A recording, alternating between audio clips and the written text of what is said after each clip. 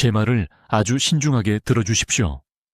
지금부터 제가 말씀드릴 내용은 여러분의 생명을 구할 수 있습니다. 문자 그대로 그렇습니다. 지금 당장, 이 순간, 제가 부탁드리는 것을 해보시기 바랍니다. 오른쪽 갈비뼈 바로 아래 부분을 만져보십시오. 살짝 눌러보십시오. 압통이 느껴지십니까? 불편하십니까? 조금이라도 불편함을 느끼셨다면 여러분의 간이 도움을 요청하고 있는 것이며 여러분은 너무 오랫동안 이를 무시해 온 것입니다. 제 이름은 최태양 박사입니다. 올해 73입니다.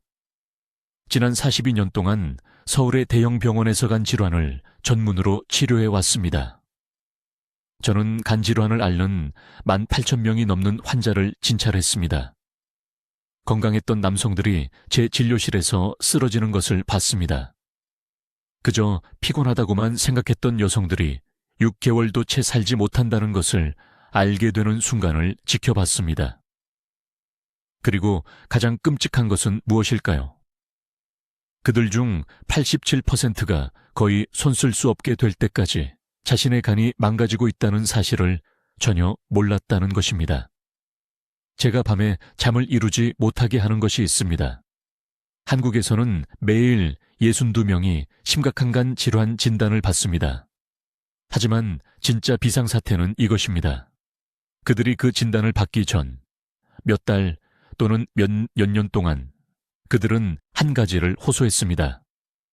만성 피로입니다. 그들은 단지 나이가 들어서 그런 거라고 생각했습니다. 잠을 더 자면 된다고 생각했습니다. 그들은 틀렸습니다. 그들의 간은 죽어가고 있었고 절박한 경고 신호를 보내고 있었지만 모두가 무시했습니다. 지금 이것을 상상해 보십시오. 내일 아침 8시간을 잤는데도 지친 상태로 일어납니다. 간신히 화장실로 갑니다. 거울을 보니 얼굴이 잿빛입니다. 생기가 없습니다. 아침 식사를 준비하려고 하지만 손이 떨립니다. 서 있으면 어지러워서 앉습니다. 자녀들이 전화를 하지만 받을 기력도 없습니다. 이것은 먼 미래의 일이 아닙니다. 지금 이 순간, 오늘 서울, 부산, 대구 전역에 수천 명에게 일어나고 있는 일입니다. 솔직하게 말씀드리겠습니다. 만약 여러분이 50살이 넘었고 대부분의 날들의 피곤함을 느낀다면, 아침에 일어나도 지쳐 있다면, 오후에 머리가 멍해진다면, 명확한 이유 없이 몸이 무겁고 힘이 없다면 여러분의 간은 문제가 있는 것입니다. 아마도가 아닙니다. 가능성이 아닙니다. 지금 당장 문제가 있는 것입니다. 지금이 바로 황금 시간입니다. 아직 손상을 되돌릴 수 있는 시간입니다. 하지만 그 시간은 빠르게 닫히고 있습니다. 의료계가 공개적으로 이야기하고 싶어 하지 않는 것을 여러분이 이해하셔야 합니다. 간은 단순한 장기가 아닙니다. 매일 500가지가 넘는 중요한 기능을 수행합니다. 몸속 모든 혈액 한 방울 한 방울을 걸러냅니다. 여러분이 먹는 모든 것을 사용 가능한 에너지로 전환합니다. 여러분이 호흡하거나 섭취하는 모든 독, 모든 독소, 모든 화학물질을 중화시킵니다. 간이 망가지기 시작하면 한 가지 시스템만 영향을 받는 것이 아닙니다. 여러분의 온몸이 멈추기 시작합니다. 그리고 가장 첫 번째 증상, 가장 이른 경고 신호는 아무리 쉬어도 사라지지 않는 피로입니다. 석 달 전, 한 환자가 서울의 제 병원 진료실로 걸어 들어왔습니다. 박 여사라는 분이었습니다. 68살이었습니다. 항상 피곤하다고 말했습니다. 딸이 옷 입는 것을 도와줘야 했습니다. 동네 가게까지 걸어가는 것도 힘들었습니다. 단지 나이 때문이라고 생각했습니다. 저는 즉시 검사를 했습니다. 간 효소 수치가 정상보다 3배나 높았습니다. 간이 부어 있었습니다. 완전한 간 부종까지 1년도 차에 남지 않은 상태였습니다. 박 여사는 제 진료실에서 울기 시작했습니다. 자녀들에게 짐이 되고 싶지 않다고 말했습니다. 하지만 제가 그분에게, 그리고 지금 여러분에게 말씀드리는 것은 이것입니다. 아직 늦지 않았습니다. 간은 여러분 몸에 있는 유일하게 스스로 재생할 수 있는 장기입니다. 지금 행동하신다면, 제가 곧 공유할 정확한 방법을 따르신다면 몇 주 안에 간 기능을 회복하고 활력을 되찾을 수 있습니다. 지금 아주 신중하게 들어주십시오. 저는 최태양 박사이며 서울에서 간 전문의로 23년 동안 8,000명이 넘는 간질환 환자를 치료해 왔습니다. 제가 지금부터 말씀드릴 내용은 여러분의 생명을 구할 수 있으며 한마디 한마디 집중해서 들으셔야 합니다. 왜냐하면 대부분의 사람들이 너무 늦을 때까지 이런 경고를 무시하기 때문입니다. 지금 당장, 이 순간, 제가 부탁드리는 것을 해보십시오. 가능하시다면 일어나 보십시오. 지치셨습니까? 단순히 긴 하루를 보내서 피곤한 것이 아니라 아무리 자도 사라지지 않는 깊고 뼈를 으스러뜨리는 듯한 피로감 말입니다. 계단 한 층만 올라가도 팔다리가 무거운 느낌 말입니다. 고개를 끄덕이고 계시다면 여러분의 간이 도움을 요청하고 있는데 무시하고 계신 겁니다. 의사로서 저를 두렵게 하는 것이 있습니다. 작년에 340명의 환자가 서울 삼성의료원 제 진료실로 똑같은 증상을 호소하며 왔습니다. 모두 같은 말을 했습니다. 그냥 피곤해요. 나이 탓인 줄 알았어요. 선생님, 그냥 늙는 거라고 생각했어요. 하지만 혈액 검사를 했을 때 무엇을 발견했는지 아십니까? 그들의 간은 40%도 안 되는 용량으로 기능하고 있었습니다. 40%입니다. 이 사람들은 독소에 빠져 허우적대는 간을 가지고 돌아다니고 있었고 간부전까지 몇 달밖에 남지 않았다는 것을 전혀 몰랐습니다. 제가 절대 잊지 못할 환자에 대해 말씀드리겠습니다. 강남에 사시는 67살 박 선생님이었습니다. 저녁 7시가 지나면 깨어있을 수 없다는 이유로 저를 찾아오셨습니다. 부인이 억지로 데리고 오셨습니다. 2년 동안 그분은 단지 잠이 더 필요한 거라고 생각했습니다. 더 일찍 잠자리에 들었습니다. 비타민을 먹었습니다. 아무것도 효과가 없었습니다. 제가 진찰했을 때 그분의 눈이 본인도 알아채지 못한 약간의 노란빛을 띠고 있었습니다. 그의 간 수치는 정상보다 4배나 높았습니다. 4배나요. 그는 강형변 직전이었는데 본인은 단지 휴식이 더 필요하다고 생각했습니다. 이것이 바로 아무도 말하지 않는 침묵의 살인자입니다. 간은 모든 것을 처리합니다. 여러분이 먹고 마시고 숨쉬고 만지는 모든 것이 간을 통과합니다. 간은 하루 24시간 쉬지 않고 혈액을 걸러냅니다. 그런데 간에 과부하가 걸리면 어떤 일이 일어나는지 아십니까? 가공식품, 집안의 화학세제, 대기오염, 약물, 스트레스로 인한 독소로 간이 압도당하면 간은 조용히 망가지기 시작합니다. 그리고 가장 첫 번째 경고 신호는 통증이 아닙니다. 간에는 통증 수용체가 없습니다. 첫 번째 신호는 극심하고 설명할 수 없는 피로입니다. 왜 이런 일이 일어날까요? 간은 여러분이 먹는 음식을 세포 에너지로 변환하는 역할을 합니다. 간은 아데노신 3인산이라는 물질을 생성하는데 이것은 신체의 모든 세포가 기능하기 위해 필요한 연료입니다. 간에 지방과 독소가 쌓이면 이 에너지 생성이 급격히 떨어집니다. 하루 3끼를 먹어도 세포는 연료가 부족한 상태가 됩니다. 이것이 항상 피곤함을 느끼는 이유입니다. 하지만 더 심각합니다. 망가진 간은 혈액에서 독소를 제대로 걸러내지 못합니다. 이 독소들이 뇌로 이동하여 초기 단계의 간성뇌증을 일으킵니다. 이것을 뇌안개로 경험하게 됩니다. 이름을 잊어버립니다. 집중할 수 없습니다. 방에 들어갔다가 왜 들어왔는지 잊어버립니다. 사람들은 이것을 노화 탓으로 돌리지만 노화가 아닙니다. 독소 같은 혈액이 뇌에 도달한 것입니다. 이제 아주 신중하게 들어보십시오. 이 손상을 되돌릴 수 있는 황금 시간대가 있습니다. 영구적인 흉터가 생기기 전에 간 기능 장애를 조기에 발견하면 3개월에서 6개월 안에 정상간 기능의 최대 90%까지 회복할 수 있습니다. 90%입니다. 간은 신체에서 스스로 완전히 재생할 수 있는 유일한 장기입니다. 하지만 지금 당장 행동해야 합니다. 다음 달이 아니고 명절 이후가 아니고 바로 지금입니다. 이제 지금 여러분의 집에 숨어 있는 5가지 침묵에 간 파괴자에 대해 설명하겠습니다. 저는 서울에서 수천 건에 간 부전 사례를 봤는데 그중 83%가 매일 자신도 모르게 스스로를 중독시키고 있었습니다. 이것들은 희귀한 화학물질이나 이국적인 음식이 아닙니다. 바로 지금 여러분의 주방에 있는 흔한 물건들입니다. 첫 번째 치명적인 범인은 재사용한 식용유입니다. 신중하게 들어보십시오. 기름에 음식을 튀기고 나서 걸러서 다시 사용하면 독소 공장을 만드는 것입니다. 기름이 발연점을 넘어 가열될 때마다 알데히드라는 화합물이 생성됩니다.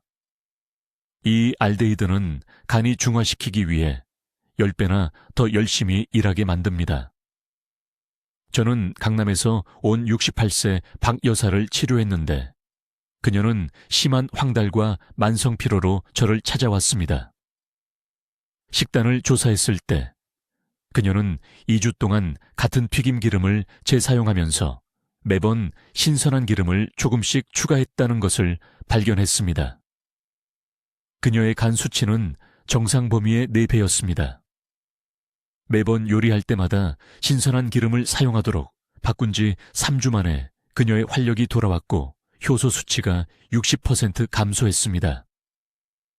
튀김에 사용한 기름은 모두 버리십시오. 한 번 사용하고 버리십시오. 이것은 협상의 여지가 없습니다. 두 번째 간 살인자는 다이어트 제품의 인공 감미료입니다. 무슨 생각을 하시는지 압니다. 건강해지고 싶어서 다이어트 탄산음료와 무설탕 간식으로 바꾸셨을 겁니다. 하지만 간은 이런 화학 감미료를 인식하지 못합니다. 아스파탐, 수크랄로스, 사카린은 외부 독소로 처리되어야 합니다. 간은 이것들을 제거하려고 글루타치온 비축량을 소진합니다. 글루타치온은 해독의 핵심 분자입니다. 이것이 없으면 다른 모든 독소가 더 빨리 쌓입니다. 인천에서 온 72세 이 씨는 5년 동안 매일 다이어트 콜라 3캔을 마셨습니다. 그는 쉬지 않고는 계단 한 층도 오를 수 없는 상태로 제 병원에 왔습니다. 그의 지방간 등급은 심각했습니다. 저는 그에게 모든 인공 감미료를 즉시 중단하라고 말했습니다. 40일 만에 그의 초음파 검사에서 측정 가능한 개선이 나타났습니다. 단, 것을 원하시면 작은 과일 한 조각을 드십시오. 간은 천연과당을 처리하는 방법을 알고 있습니다. 실험실 화학물질을 어떻게 처리해야 할지는 모릅니다. 세 번째 숨겨진 위험은 표면이 긁힌 논스틱 조리기구입니다. 검은 코팅이 벗겨지기 시작하면 매 식사마다 과불화 화합물을 먹고 있는 것입니다. 이 화합물은 간 조직에 축적되며 분해될 수 없습니다. 수년 동안 그곳에 남아 정상적인 효소 기능을 차단합니다. 긁힌 논스틱 팬은 오늘 바로 교체하십시오. 대신 스테인리스 스틸이나 주철을 사용하십시오. 네 번째 간 파괴자는 염소 부산물과 미세 플라스틱으로 오염된 수돗물입니다. 부산 상수대는 감지 가능한 수준의 트리할로메탄이 포함되어 있습니다. 서울 물 검사에서는 샘플의 70%에서 미세 플라스틱 입자가 나타납니다. 간은 플라스틱을 걸러내도록 설계되지 않았습니다. 주방 수도꼭지에 활성탄 필터를 설치하거나 끓여서 식힌 물을 마시십시오. 이 간단한 변화로 독성 부하가 35% 감소합니다. 다섯 번째이자 가장 충격적인 범위는 무심코 복용하는 약국 진통제입니다. 제 진료에서 이 패턴을 끊임없이 봅니다. 사람들은 작은 두통이나 관절통에도 아세트아미노펜을 복용하면서 그것이 한국에서 급성간 부전의 1위 원인이라는 것을 깨닫지 못합니다. 권장 용량조차도 이미 고군분투하는 간을 압도할 수 있습니다. 대구에서 온 65세 최 여사는 허리 통증 때문에 매일 밤 아세트아미노펜 2알을 복용했습니다. 8개월 후 그녀는 급성 간염이 발생했습니다. 그녀의 간은 완전한 기능 상실 직전이었습니다. 우리는 즉시 약물을 중단하고 간 지원 프로토콜을 시작했습니다. 그녀는 회복했지만 6개월의 신중한 치료가 필요했습니다. 오늘 밤 집안을 살펴보십시오. 이 5가지 영역을 확인하십시오. 즉시 위험 요소를 제거하십시오. 간은 또 다른 일주일을 기다릴 수 없습니다. 영구적인 손상이 발생하기 전에 행동할 수 있는 황금 시간입니다. 이제 바로 이 순간 간을 파괴하고 있는 5가지 생활용품에 대해 말씀드리겠습니다. 이것들은 매일 만지는 물건들입니다. 여러분이 믿고 사용하는 물건들, 부엌이나 욕실에 놓여 있는 것들입니다. 저는 여기 서울에서 수백 명의 환자들이 이런 조용한 살인자들로 인해 간이 손상되는 것을 봐왔습니다. 그들 대부분은 거의 손 쓸 수 없을 때까지 전혀 몰랐습니다. 첫 번째, 치명적인 물건은 코팅 프라이팬입니다. 네, 매일 아침 계란 부치는데 사용하는 그 편리한 팬 말입니다. 섭씨 160도 이상으로 가열되면 코팅이 과불화 화합물을 음식에 직접 방출합니다. 이 화학물질들은 간에서 분해될 수 없습니다. 한 달 또 한 달, 1년 또 1년 간세포에 축적됩니다. 강남에 사시는 58세박씨라는 환자분이 계셨는데 2년 동안 원인 모를 필요로 제 병원에 오셨습니다. 혈액 검사 결과간 효소 수치가 높았습니다. 일상 습관을 조사했더니 10년 넘게 같은 긁힌 코팅 프라이팬을 사용하며 하루 2번 고온으로 요리하고 계셨습니다. 스테인리스 조리기구로 바꾼 지 석 달 만에 효소 수치가 42% 떨어졌습니다. 눈에 보이는 긁힌 자국이 있는 코팅 프라이팬은 즉시 버리십시오. 이것은 협상의 여지가 없습니다. 두 번째 물건은 플라스틱 식품 용기입니다. 특히 전자레인지에 돌리는 것들 말입니다. 플라스틱이 가열되면 비스페놀 화합물과 프탈레이트가 음식으로 직접 녹아 들어갑니다. 간은 이런 내분비 교란 화학물질을 독처럼 처리해야 합니다. 왜냐하면 그게 정확히 독이기 때문입니다. 남은 음식을 플라스틱에 들 때마다 간을 과로시키는 겁니다.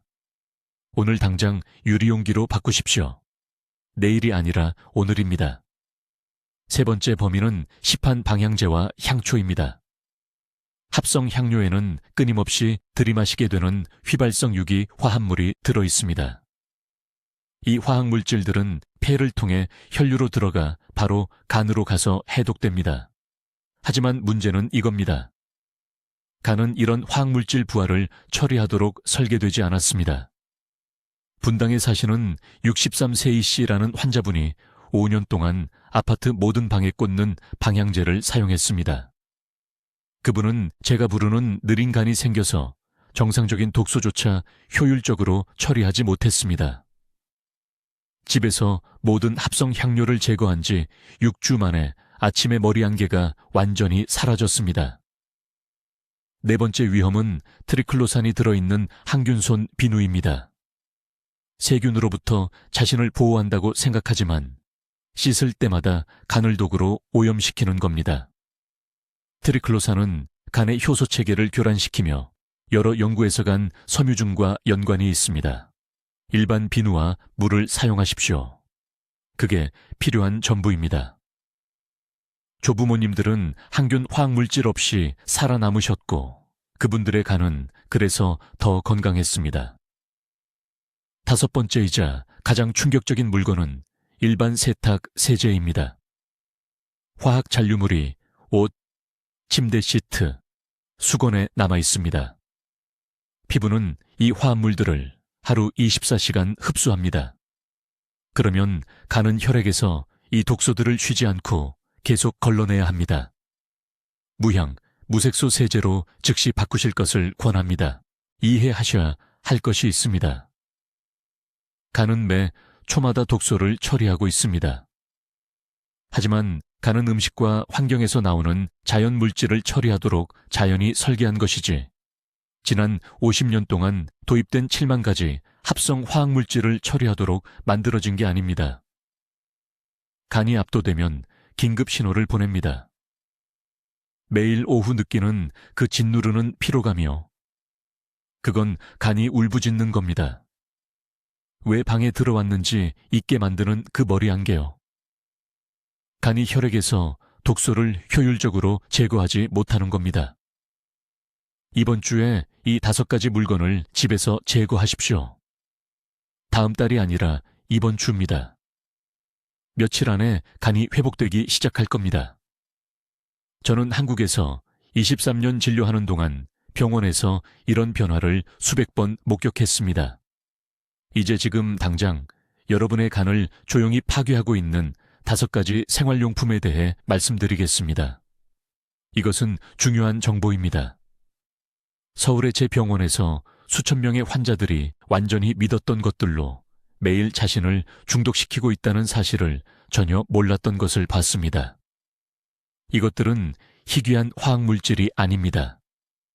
바로 지금 이 순간 부엌, 욕실, 거실에 놓여있는 물건들입니다. 첫 번째, 조용한 살인자는 코팅 조리기구입니다. 잘 들으십시오. 그 편리한 팬을 섭씨 160도 이상으로 가열하면 음식으로 직접 들어가고 그 다음 바로 간으로 가는 독성 화합물을 방출합니다. 간은 이런 합성 화학물질을 처리해야 하지만 그것들을 다루도록 설계되지 않았습니다. 몇 달, 몇 년에 걸쳐 이 독소들은 간세포에 축적되어 해독 효소가 단순히 포기할 때까지 과로하게 만듭니다. 강남에서 온 68 세 여성 환자 박 씨가 계셨습니다. 지쳐서 저를 찾아오셨고 저녁 7시 이후엔 깨어있지 못했습니다. 검사를 했습니다. 간 효소가 정상보다 3배 높았습니다. 요리 습관에 대해 물었더니 10년 동안 매일 같은 코팅팬을 사용했다고 하셨습니다. 스테인리스로 바꾼 지 2달 만에 기력이 돌아왔습니다. 간 효소가 정상화되었습니다. 코팅팬을 즉시 버리십시오.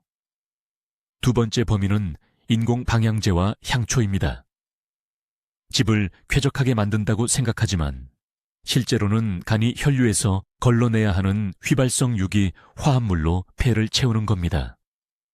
그 화학향을 뿌리거나 향초의 불을 켤 때마다 간의 독성 부담을 더 하는 겁니다. 이 물질들은 간세포를 직접 손상시키는 프탈레이트와 합성 사양을 포함합니다. 대신 창문을 여십시오. 자연 환기를 사용하십시오. 간이 감사할 겁니다. 세 번째, 이것은 대부분의 사람들을 놀라게 하는데 항균손 비누와 주방 세제입니다. 대부분의 항균 제품에서 발견되는 화학물질 트리클로산은 알려진 간 독소입니다. 연구들은 그것이 간 효소 기능을 교란시키고 간 섬유중으로 이어질 수 있다고 보여줍니다. 이런 강한 화학물질이 필요하지 않습니다. 일반 비누와 물이 완벽하게 작동합니다. 하지만 수백만 명이 하루에 5번, 10번, 15번 항균 비누를 사용하며 불필요한 도구로 간을 공격합니다. 네 번째는 플라스틱 식품 용기입니다. 특히 음식을 전자레인지에 돌릴 때 플라스틱이 가열되면 프탈레이트와 비스페놀 화합물이라는 화학물질이 음식에 직접 녹아나옵니다. 이것들은 간이 제거하기 힘들어하는 내분비 교란 물질입니다. 간 조직에 축적되어 영양소를 에너지로 전환하는 과정을 방해합니다. 식사 후 피곤함을 느끼는 이유가 바로 이것입니다. 간이 에너지를 생산하는 대신 화학물질과 싸우고 있는 것입니다. 지금 즉시 유리 용기로 바꾸십시오. 이 한 가지 변화만으로도 독성 노출을 40% 줄일 수 있습니다. 간을 망가뜨리는 5번째 생활용품은 시판 세탁 세제와 섬유 유연제입니다. 이 제품들은 수십 가지 합성 향료와 화학 잔여물을 포함하고 있으며 이것들이 옷과 침구에 남아 있습니다. 피부는 하루 24시간 이 화학물질들을 흡수합니다. 혈류로 들어가 바로 간으로 갑니다.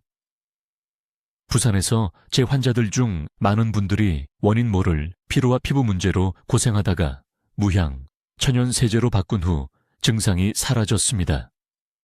3주 만에 에너지 수치가 극적으로 개선되었습니다. 오늘 바로 하셔야 할 일이 있습니다. 집안을 돌아다니며 이 5가지 항목을 찾아보십시오. 한꺼번에 모두 버릴 필요는 없지만 계획을 세우십시오. 가장 자주 사용하는 것부터 시작하십시오. 매일 요리를 한다면 조리기구부터 바꾸십시오. 일주일에 2번 빨래를 한다면 다음은 세제를 바꾸십시오. 모든 변화는 간의 독성 부담을 줄이고 간이 본래 해야 할 일, 즉 몸을 위한 에너지 생산과 혈액의 적절한 역과에 집중할 수 있게 해줍니다. 이것은 많은 돈을 쓰는 것에 관한 것이 아닙니다. 생명을 유지시켜주는 장기를 보호하는 현명한 선택을 하는 것입니다. 이제 제가 말씀드리려는 것을 매우 주의 깊게 들으십시오. 이것은 내일 아침 에너지 넘치게 일어날지 아니면 계속해서 조용한 피로 속에서 고통받을지를 결정할 가장 중요한 정보입니다. 저는 서울 클리닉에서 4,000명이 넘는 환자를 치료했으며 대부분의 사람들이 자신도 모르는 사이에 간을 망가뜨리고 있다고 확신을 가지고 말씀드릴 수 있습니다. 제가 지금 밝힐 5가지 생활용품은 지금 이 순간 부엌에 숨어서 매일 조용히 혈액을 중독시키고 있습니다. 첫 번째 적은 정제 식용유입니다. 여러분, 이 영상을 보신 후 즉시 부엌 찬장을 확인하십시오. 투명한 플라스틱 병에 담긴 옥수수유, 콩기름, 카놀라유가 보인다면 몸속에서 무슨 일이 일어나고 있는지 이해하셔야 합니다. 이 기름들은 극심한 열과 화학 용매를 사용하여 추출됩니다. 간에 들어가면 지질 과산화물이라는 것을 만듭니다. 금속에 녹이 세우는 것처럼 생각하시면 됩니다. 간 세포가 이 독성 녹으로 코팅되어 해독 작용을 수행할 수 없게 됩니다. 강남에서 온 68세 박 여사님이 완전히 지친 상태로 저를 찾아오셨습니다. 차에서 제 진료실까지 걷는 것도 힘들어 하셨습니다. 식단 일지를 검토했을 때 건강에 좋다고 생각해서 정제 콩기름으로 모든 식사를 요리하고 계셨습니다. 냉압착 참기름으로 바꾼 지 3주 만에 기력이 돌아왔습니다. 손주들과 드디어 놀 수 있게 되었다며 감사의 눈물을 흘리며 전화하셨습니다. 2번째 숨겨진 살인자는 인공 감미료입니다. 많은 분들이 의사 선생님의 말씀을 듣고 설탕 사용을 중단하고 그 작은 노란색이나 분홍색 봉지로 바꾸셨을 겁니다. 이것은 치명적인 실수입니다. 아스파탐과 수크랄로스는 간의 자연효소 시스템으로 처리될 수 없습니다. 제거할 수 없는 쓰레기처럼 간 조직에 축적됩니다. 간이 이 이물질, 화학물질들을 처리하느라 너무 바빠서 몸이 절실히 필요로 하는 에너지 분자 생산을 멈춥니다. 오늘 당장 버리십시오. 단맛이 필요하다면 생꿀을 아주 조금, 하루 한 티스푼 이하로만 사용하십시오. 3번째로 간을 파괴하는 물질은 논스틱 조리기구입니다. 이 팬들이 가열되면 과불화 화합물이 음식에 직접 방출됩니다. 이 화학물질은 너무 독성이 강해서 간에 최대 7년까지 남아 있습니다. 7년입니다. 오늘 사용을 중단해도 손상은 계속됩니다. 인천에서 온 72세. 이 선생님은 2년 넘게 원인 모를 필요로 고생하셨습니다. 모든 검사 결과는 정상이었지만 시장까지 걸어갈 기력도 없으셨습니다. 제가 요리 습관에 대해 간단한 질문 하나를 드렸습니다. 15년 동안 매일 아침 같은 논스틱 프라이팬을 사용하고 계셨습니다. 집에서 치우고 스테인리스 스틸로 바꿨습니다. 6주 만에간 효소 수치가 정상화되었고 에너지가 60% 회복되었습니다. 네 번째, 적은 염소와 중금속으로 오염된 수돗물입니다. 간은 섭취하는 모든 액체를 걸러내야 합니다. 대부분의 도시 정수시설은 박테리아를 죽이기 위해 염소를 첨가하지만 이 염소는 간이 독으로 인식하는 부산물을 만듭니다. 수도꼭지에 기본 활성탄 필터를 설치하거나 최소한 물을 열린 용기에 2시간 담아두어 염소가 증발하도록 한 후 마셔야 합니다. 다섯 번째이자 가장 위험한 품목은 포장 가공육입니다. 햄, 소시지, 베이컨, 델리미트를 말하는 것입니다. 이것들은 보존제로 아질산나트륨을 함유하고 있습니다. 간에 들어가면 니트로사민이라는 화합물을 만들어 해독을 담당하는 세포를 직접 손상시킵니다. 대전에서 온 65세 초의 여사님은 좋은 단백질이라고 생각하며 매일 아침 가공햄 2조각을 드셨습니다. 지속적인 피로를 통해 간이 도움을 요청하고 있었지만 3년 동안 무시하셨습니다. 저를 찾아오셨을 때는 간이 40% 용량으로만 기능하고 있었습니다. 즉시 모든 가공육을 제거하고 신선한 찐 생선과 두부로 대체했습니다. 손상이 심해서 회복에 더 오래 걸렸지만 4개월 만에 기력을 되찾으셨습니다. 이 5가지 품목이 지금 집에 있습니다. 즉시 치우십시오. 이것은 제한이 아닙니다. 영구적 손상이 발생하기 전에 간을 구하기 위한 응급조치입니다. 골든타임은 지금부터 말씀드리겠습니다. 간이 도움을 요청하는 6번째 중요한 신호를 알려드리겠습니다. 이것은 가장 예상치 못한 곳에서 나타나기 때문에 충격을 받으실 겁니다. 바로 피부입니다. 그렇습니다. 여러분의 피부가 지금 간의 상태에 대해 모든 것을 말해주고 있습니다. 제 말을 아주 주의 깊게 들어주십시오. 서울에 있는 제 병원에서 환자들을 진찰할 때 저는 혈액검사 결과만 보지 않습니다. 제가 가장 먼저 하는 일은 환자의 얼굴, 목, 손을 보는 것입니다. 왜 그럴까요? 간은 어떤 의학적 검사에 나타나기 전에 피부를 통해 신호를 보내기 때문입니다. 혈액검사에서 간 손상이 나타날 때쯤이면 이미 회복할 수 있는 귀중한 골든타임을 몇 개월이나 놓친 상태입니다. 강남구에 사시는 68세 박 여사님에 대해 말씀드리겠습니다. 피로를 호소하며 제 병원을 찾아오셨는데 제 눈길을 즉시 사로잡은 것은 얼굴의 검은 반점들이었습니다. 일반적인 노인성 반점이 아니었습니다. 이것들은 달랐습니다. 광대뼈와 이마 주변에 갈색빛 회색 변색이 있었습니다. 언제 나타났는지 물어봤더니 약 8개월 전이라고 하셨습니다. 하지만 피부과 의사는 그저 햇빛 노출로 인한 김이라고 했다고 합니다. 틀렸습니다. 완전히 틀렸습니다. 그 반점들은 간이 도움을 요청하는 신호였습니다. 간이 호르몬과 독소를 제대로 분해하지 못하면 이러한 노폐물이 피부에 축적됩니다. 의학 용어는 중요하지 않습니다. 중요한 것은 이것입니다. 얼굴에, 특히 눈과 뺨 주변에 설명할 수 없는 검은 반점이 나타난다면 간의 해독 시스템이 망가지고 있다는 것입니다. 하지만 그게 전부가 아닙니다. 지금 손바닥을 확인해 보십시오. 어서요, 보십시오. 특히 엄지손가락과 새끼손가락 밑부분이 비정상적으로 붉습니까? 이 증상은 간이 더 이상 혈류를 제대로 조절할 수 없을 때 나타납니다. 손바닥의 작은 혈관들이 확장되는데 이는 혈류에 독소가 쌓이기 때문입니다. 간 기능이 저하된 환자의 70%에서 이것을 봅니다. 여기 대부분의 사람들이 완전히 무시하는 또 다른 경고 신호가 있습니다. 몸통의 작은 붉은 점들입니다.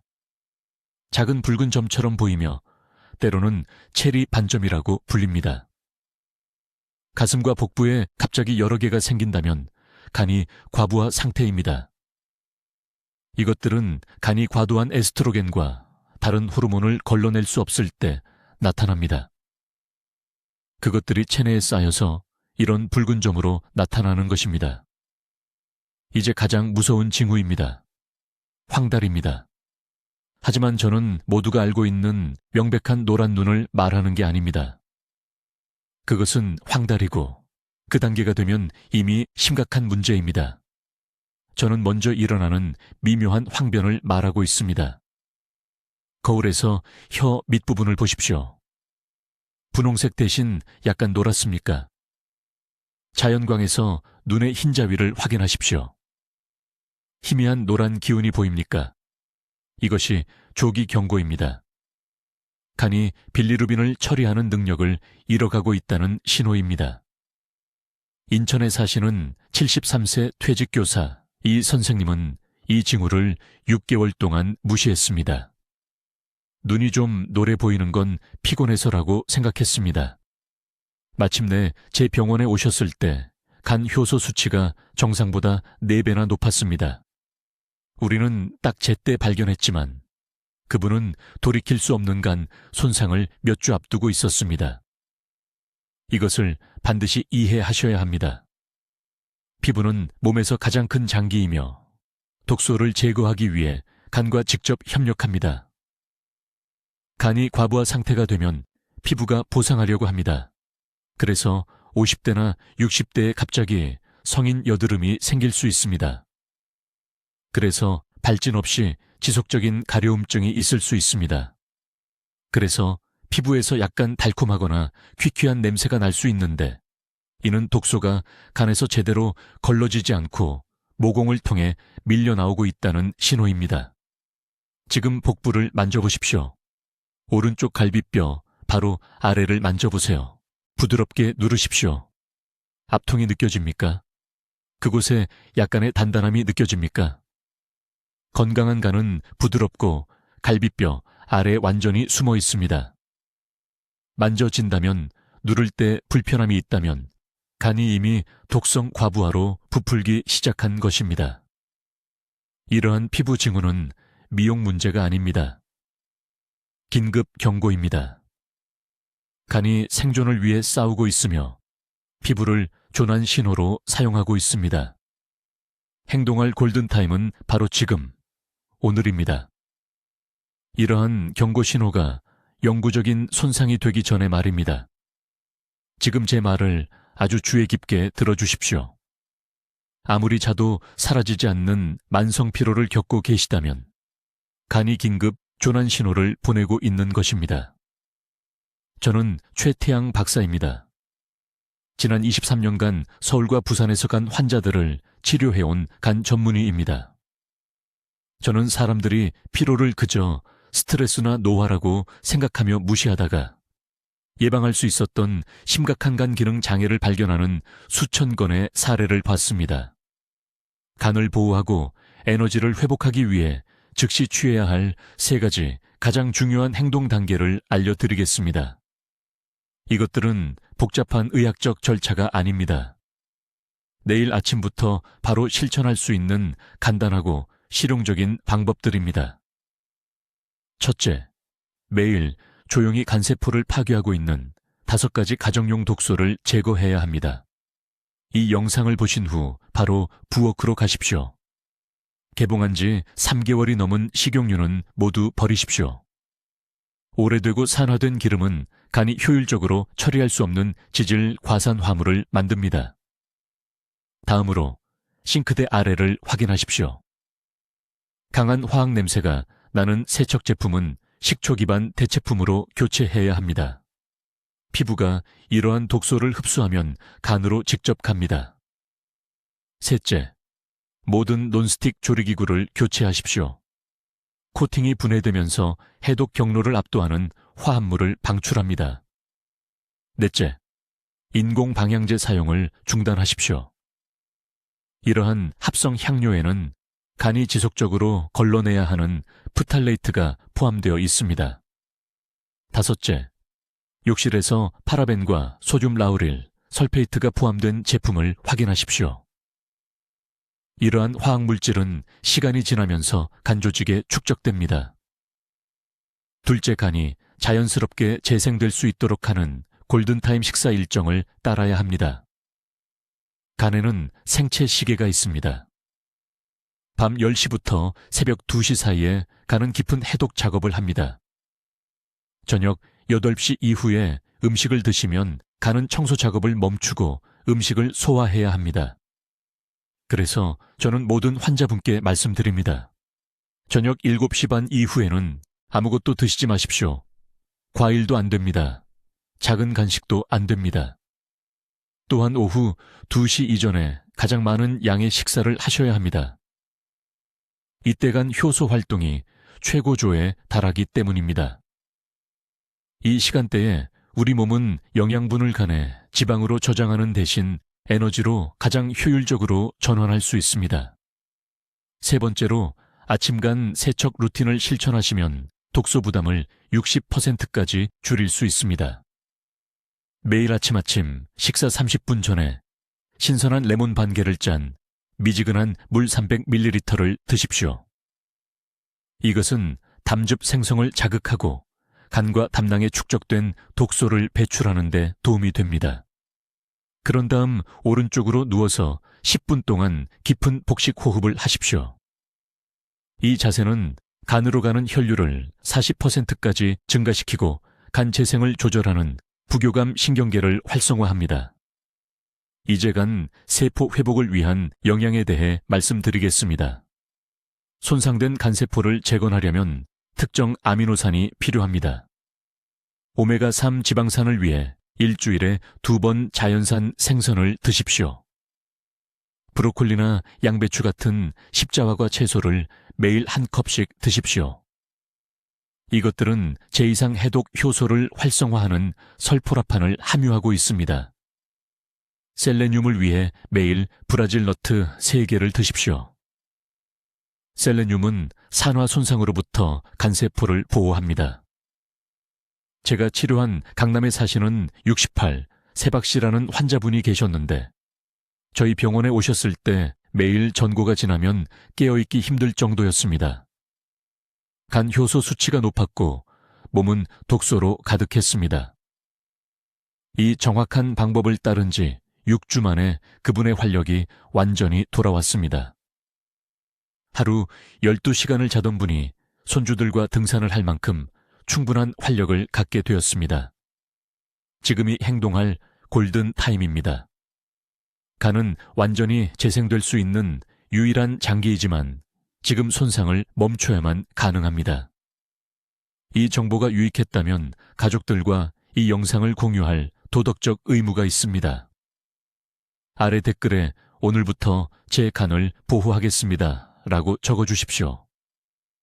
이것은 자신과 사랑하는 사람들에 대한 약속입니다.